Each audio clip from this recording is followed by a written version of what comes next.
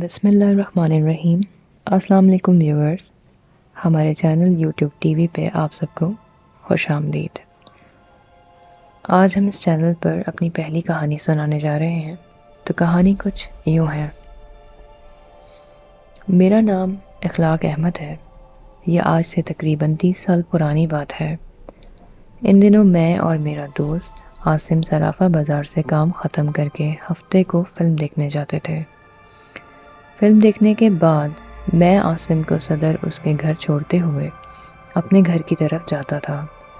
ان دنوں میرا گھر واٹر پمپ کی پچھلی جانب بلاک 16 میں تھا۔ ایک دن میں اسی طرح عاصم کو چھوڑتے ہوئے اپنے گھر جا رہا تھا۔ کوئی رات 12:30 بجے کا وقت ہوگا کہ کریم آباد کے پل سے نیچے اترتے ہوئے میں نے دیکھا کہ ایک خاتون سڑک پر کھڑی ہیں اور مجھ سے لفٹ مانگ رہی ہیں۔ اس وقت وہاں سب کچھ ویران تھا۔ ایک لمحے کے لیے میں نے سوچا آگے بڑھ جاؤں۔ پھر یہ سوچا کہ اکیلی خاتون ہیں، نہ جانے رات کے اس پہر ان کو کیا مسئلہ ہو۔ خاتون کے قریب بائک روکی اور پوچھا کہاں جانا ہے۔ خاتون نے زبانی طور پر جواب دینے کے بجائے بس ہاتھ کے اشارے سے آگے جانے کا اشارہ کر دیا۔ میں نے سوچا آگے عائشہ منزل کی چورنگی ہے، شاید خاتون کو وہاں جانا ہو۔ جب عائشہ منزل کی چورنگی آئی تو میں نے بائک روک کر پوچھا اب کہاں؟ انہوں نے پھر آگے جانے کا اشارہ کیا تھا۔ میں نے سوچا شاید واٹر پمپ کی چورنگی جانا ہو۔ میں نے بائک آگے بڑھا دی تھی۔ ذرا دیر بعد ہم واٹر پمپ کی چورنگی پہنچ گئے تھے، لیکن اب میرے لیے حیرت کے ساتھ ساتھ کچھ غصے کی بات بھی ہوئی تھی کہ خاتون نے بائک سے اترنے کے بجائے مجھے پھر آگے بڑھنے کا اشارہ کر دیا تھا۔ سہراب کوٹ کی چورنگی آتے ہی جہاں بالکل ویرانہ ہوتا ہے، میرا جی چاہ رہا تھا مزید آگے جانے کے بجائے انکار کر دوں۔ سہراب کوٹ کی چورنگی آتے ہی میں نے پوچھا اب کہاں؟ لیفٹ سائڈ کا اشارہ کر دیا۔ میں لیفٹ سائڈ پر چل پڑا۔ کچھ دور جا کر پھر پوچھا اب کہاں؟ Right side.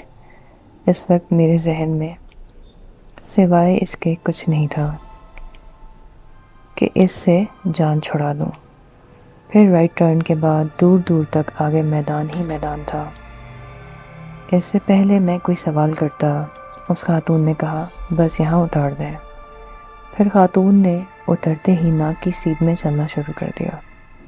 میں واپس گھر کی طرف چل پڑا۔ راستے میں میرے ذہن میں کئی طرح کے سوالات پیدا ہو رہے تھے کہ یہ خاتون کون تھی اور اتنی رات گئے یہاں کیا کر رہی تھی۔ اس بات کا ذکر میں نے کسی سے نہیں کیا تھا۔ دن گزر گئے، پھر سے ویکنڈ آ گیا تھا۔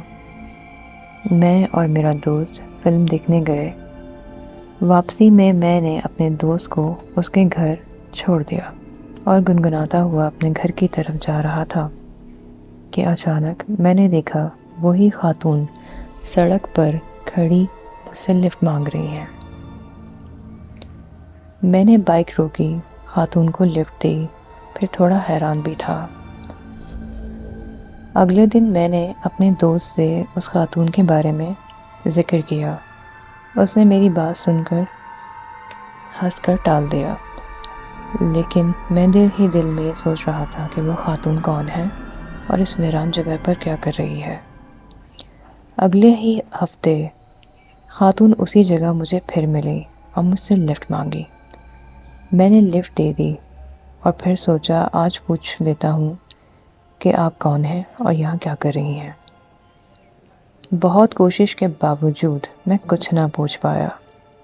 یوں لگتا تھا الفاظ میرے حلق میں رہ گئے ہیں۔ سارے راستے یہ ضرور سوچتا رہا تھا کہ یہ خاتون کون ہے اور آخر یہ ہفتے کی رات کو ہی کیوں آتی ہے اور لفٹ کے لیے میرا ہی انتظار کیوں کرتی ہے۔ اتنے میں اس خاتون کو منزل پر پہنچا دیا۔ وہی اندھیرا، ویرانی، بندہ نہ بندے کی ذات۔ آس پاس تو چھوڑو، دور دور تک کوئی گھر نہ کوئی راستہ، بس ہر طرف میدان ہی میدان۔ اس خاتون نے بائک سے اترنے کے بعد اچانک ہی میرا سیدھا ہاتھ پکڑ کے مجھے کھینچنا چاہا، لیکن پھر ایک جھٹکے سے ہی میرا ہاتھ یوں چھوڑ دیا تھا جیسے انہیں کرنٹ لگ گیا ہو۔ مجھ پر بھی اچانک ایک دہشت سی طاری ہو گئی تھی۔ میں نے اس حالت میں بائک واپسی کی طرف موڑی۔ بس ان چند لمحوں میں کیا دیکھتا ہوں کہ وہاں کوئی نہیں ہے۔ وہ خاتون غائب ہو چکی تھی۔ دور دور تک میرے علاوہ کوئی نہیں تھا۔ خدا جانے اس خاتون کو زمین کھا گئی تھی یا آسمان نکل گیا تھا۔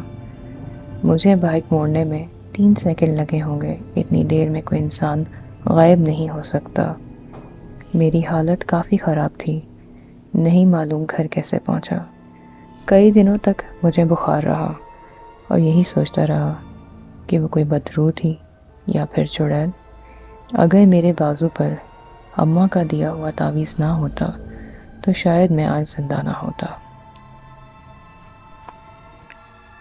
تو ویورز، اگر آپ کو ہماری کہانی پسند آئی ہے تو ہمارے چینل کو لائک کیجیے، سبسکرائب کیجیے اور بیل نوٹیفیکیشن کو ضرور پریس کریں۔ Thank you so much.